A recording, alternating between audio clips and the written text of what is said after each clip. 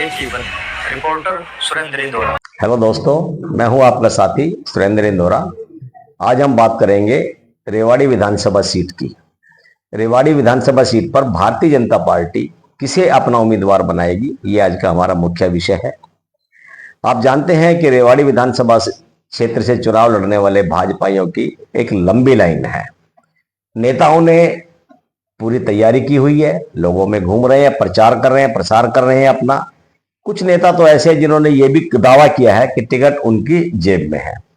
लेकिन इसी बीच एक खबर आई है, सूत्रों से हमें जानकारी मिली है कि भारतीय जनता पार्टी इस बार रेवाड़ी विधानसभा क्षेत्र से एक महिला को उम्मीदवार बनाना चाहती है।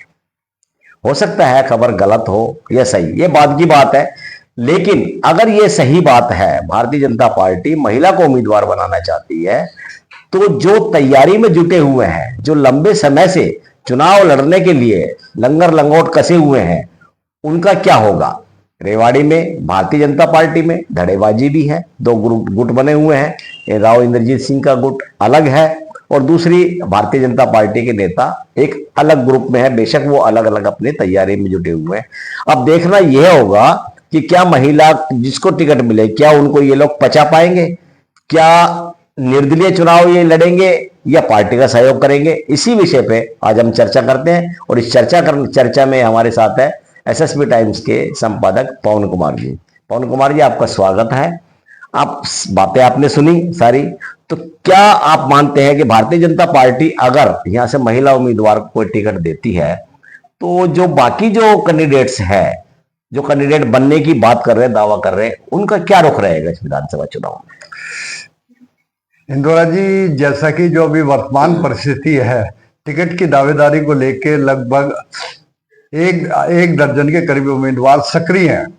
उनमें से ये लगा लो कि 6 के आधा दर्जन उम्मीदवार हैं वो राव इंद्रजीत के समर्थक माने जाते हैं और लगभग आधा दर्जन उम्मीदवार हैं वो राव इंद्रजीत के अलावा जो टिकट की दावेदारी कर रहे हैं, भारतीय जनता पार्टी के टिकट की दावेदारी कर रहे हैं, वो है। तो ऐसी जब परिस्थिति तैयार हो जाती है कि भाई राजनीति में पक्ष और विपक्ष दोनों बराबर हो, यानी भारतीय जनता पार्टी के दो गुट हैं, दोनों बराबर हो, तो उसमें बीच का रास्ता निकालने की संभावनाएं बनती है। अब बीच का रास्ता निकालने वाली बात है, तो वो कैसे निकाला जाए। इंद्रजीत जी के जो दावेदार हैं टिकट के राव इंद्रजीत के पक्ष, वो 6 के करीब है और 6 में अलग अलग 6 हैं, तो इसका मतलब राव इंद्रजीत का पलड़ा भारी है। तो जो राजनीति में जो दाव खेलेंगे वो राव इंद्रजीत खेलेंगे, भारतीय जनता पार्टी को साथ लेके। अब उनके जो खिलाफ जो उम्मीदवार है उनको कैसे दबाया जाए, उसका तोड़ कैसे निकाला जाए, ये राव इंद्रजीत की अगली रणनीति रहेगी। उनमें नाम आता रणधीर कापड़ीवास, सतीश प्रधान, सतीश खोला और इसके अलावा डॉक्टर अरविंद, तो लगभग 6 के आसपास उम्मीदवार है। अब इनका तोड़ निकालना राव इंद्रजीत के लिए सबसे बड़ी इस वक्त चुनौती है। तोड़ भी ऐसा हो कि ये आपस में अलग भी ना हो, भारतीय जनता पार्टी से भी जुड़े रहें और उसमें इंद्रजीत का भी पलड़ा भारी हो, तो ये पोजीशन है।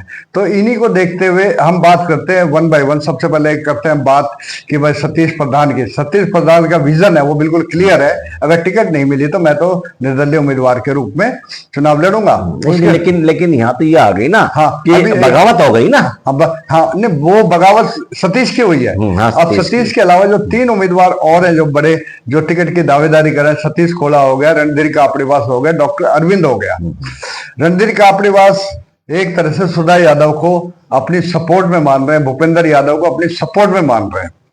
तो और दूसरा कि भारतीय जनता पार्टी की वो भी 1999 से कार्यकर्ता है, सुधा यादव, यानी वरिष्ठ कार्यकर्ता भी है। और दूसरा उन्होंने लोकसभा का चुनाव भी लड़ा है, तो रणधीर चुनाव बोर्ड की समिति मेंबर भी है, अभी मेंबर भी है।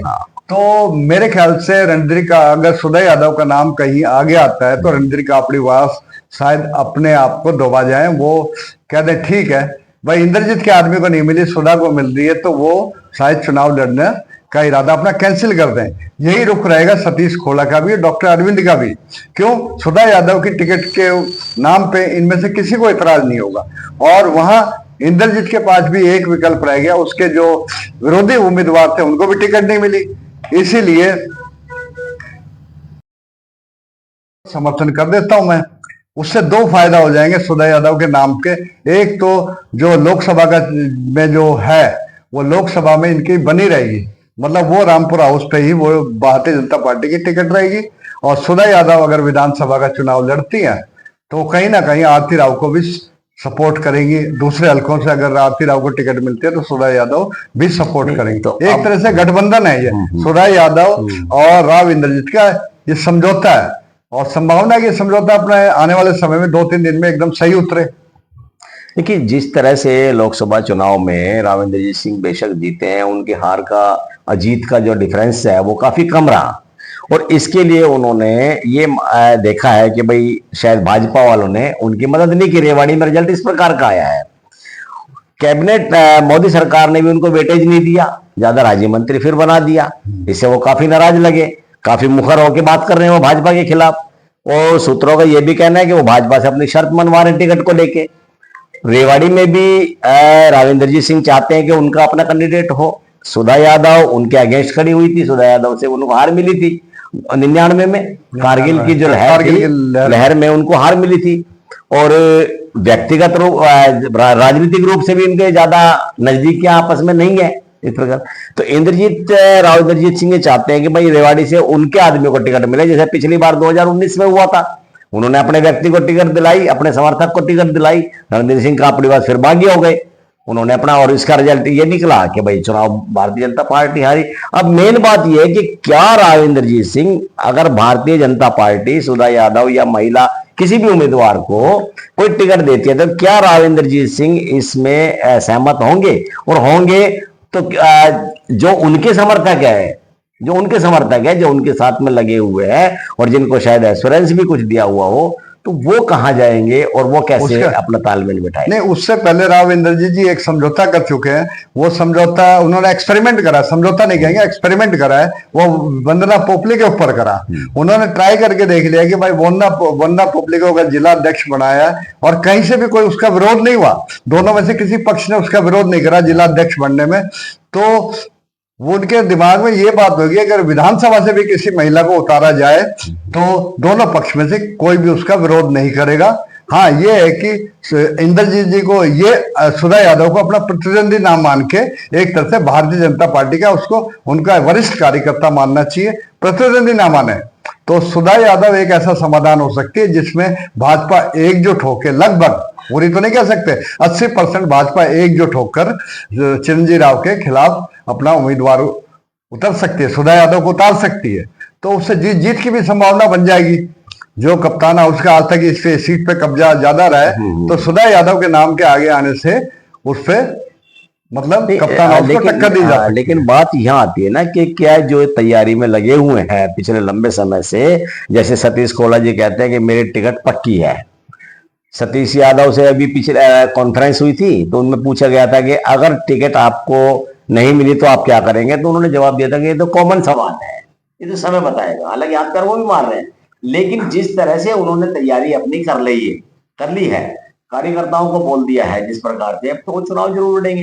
तो वहां जो पार्टी का वोट जो मिलना चाहिए था, पार्टी का नाम लीजिए, अपना पर्सनल हो उनका, वो डाइवर्ट हो जाएगा, उससे फिर उसको नुकसान होगा। नहीं, अब इसमें देखो एक ही जो इंद्रजीत समर्थक जो चुनाव लड़ने की घोषणा कर रहे हैं वो राव इंद्रजीत के अनुसार है। राव इंद्रजीत जी ने अगर ये 4-5 जने 6 जने जो भी हैं जो चुनाव में चुनाव लड़ने की दावेदारी कर रहे हैं, अगर राव इंद्रजीत जी ने कह दिया कि भाई तुमने चुनाव नहीं लड़ना, तो मुझे नहीं लगता कि वो उनमें से कोई विरोध करेगा। आपकी बात बिल्कुल सही, ठीक है।